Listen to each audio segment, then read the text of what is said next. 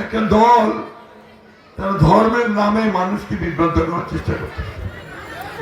তারা বলতে শুরু করছে যে দাঁড়িপাল্লাকে ভোট দিলে নাকি বেহেশতে যাওয়া যাবে। নাউজুবিল্লাহ বলতে হয়, তাই না? এই কথাটা কি ঠিক? একটা মার্কাকে ভোট দিলে বেহেশতে যাওয়া যায়? এটাকে আমাদের হেফাজতে ইসলামের আমির সাহেব মাহবুবুল্লাহ বর্মনগরী তিনি আজকে এইসব কথার উপরে বলেছেন যে জামাতে ইসলামকে ভোট দেওয়া হতে না যায়।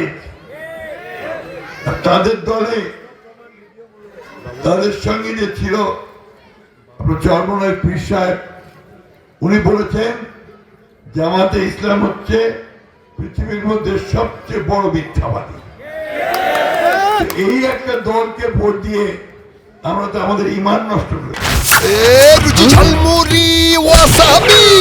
পাগল হয়ে যাবি, ঠিক কিনা বলেন?